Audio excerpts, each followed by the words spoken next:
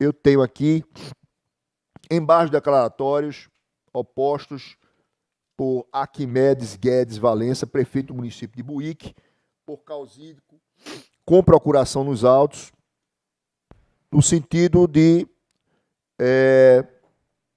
vergastar contra o acórdão TC, aliás, o acórdão TC 1191 de 2022, que julgou irregular a gestão fiscal relativa a 3 quadrimestres do exercício 2019, aplicando-lhe uma multa de R$ 79.200.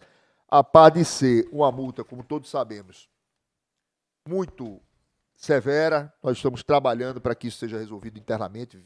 Vimos uma discussão forte nas câmaras, no pleno, em sede administrativa, com participação do conselheiro Ricardo Rios, com a contribuição importante da doutora Germana Laureano em vários processos. A gente vem discutindo essa questão.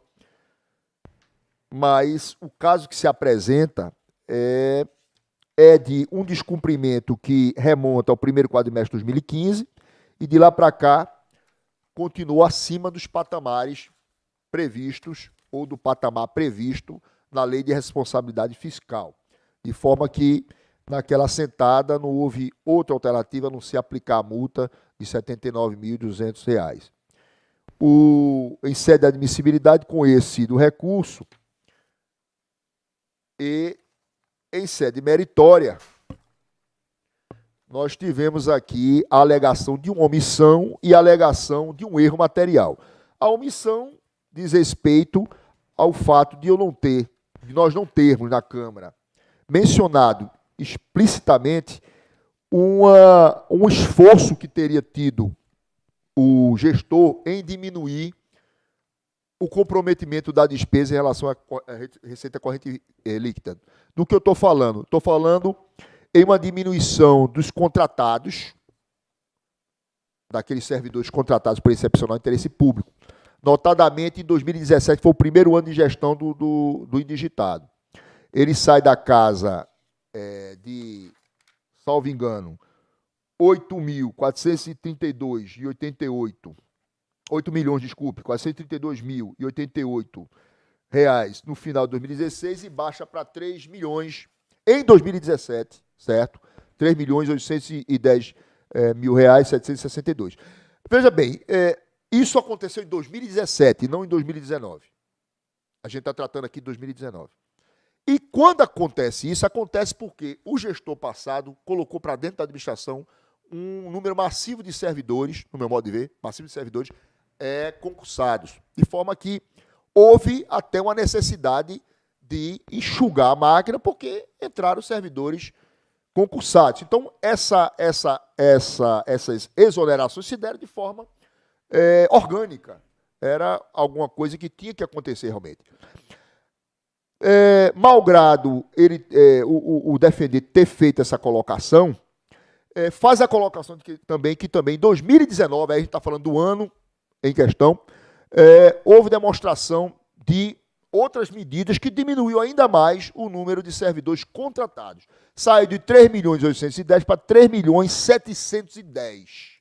Ou seja, foi muito pequena no ano 2019 essa modificação. O que eu quero chamar a atenção também aqui é para o fato de que a receita corrente líquida cresceu substancialmente. Saiu de 92.409 para 98.975, ou seja, um incremento aí de 6 milhões, alguma coisa acima de 6 milhões. Um incremento que se deu num percentual de 7,11%, maior, por exemplo, que o percentual de aumento do salário mínimo, que foi de apenas 4,61%. O que eu entendo é que a Constituição ela traz todas as possibilidades de envidar de esforços para a diminuição da despesa de pessoal. Por exemplo, começa-se por cargos comissionados e funções gratificadas. Nada aconteceu. Não tem demonstrado nos autos isso.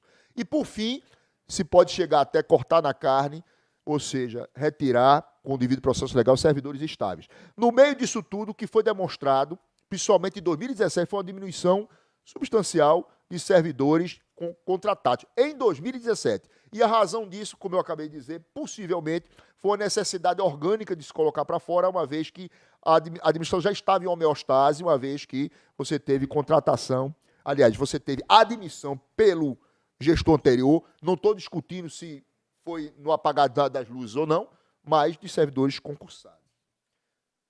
Portanto, eu quero até dizer que estou mudando meu voto para dar provimento parcial, para deixar claro essa parte, que não deixei claro. Nem precisaria, porque o novo Código de Processo Civil, embora dê Sanches a se imaginar que a gente tem que enfrentar cada questãozinha, a jurisprudência, inclusive pós-modificação do Código de Processo Civil, é no sentido de que o julgador não estaria obrigado a enfrentar cada questãozinha. O que a gente tem que fazer é enfrentar as questões que são relevantes o suficiente para modificar a decisão.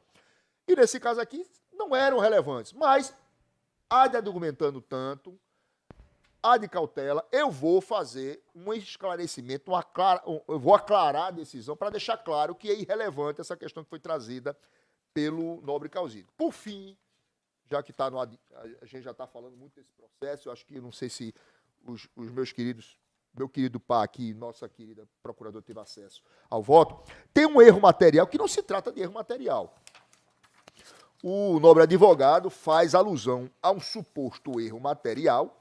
Que erro seria esse? Nós não termos feito alusão a os períodos que estão entre um quadrimestre e outro, ou seja, no entender do nobre advogado data máxima vênia de forma equivocada, entendeu que o Tribunal de Contas deveria levar em consideração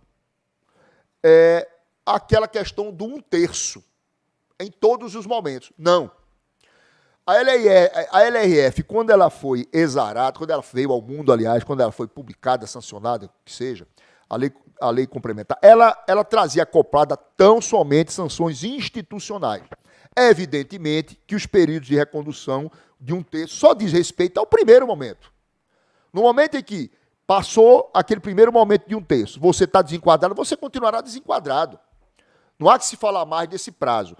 A gente obtempera quando se trata do primeiro ano de gestão. Mas não estamos falando aqui do primeiro ano de gestão, 2019. O primeiro ano de gestão dele foi 2017. Então, primeiro não é erro material. Erro material seria aquele para socorrer um erro aritmético, ou que seja, imprecisão de vernáculo e tal. Não é o caso. Certo? Isso aqui é mérito. E a outra questão é que as sanções pessoais só vêm com a lei de crimes fiscais. Quando foi concebida a lei de responsabilidade fiscal, eram sanções institucionais, e ali vislumbrava-se uma adaptação no primeiro momento. Como você dissesse assim, olha, o impacto vai ser grande no primeiro momento, você tem aí como ir chegando a uma adaptação. Mas passados os 8 meses, os 2 quadrimestres, não há que se falar mais nisso. Você teve tempo, suspiro suficiente para reconduzir, não reconduziu, aí vira uma questão institucional, até porque as sanções eram institucionais.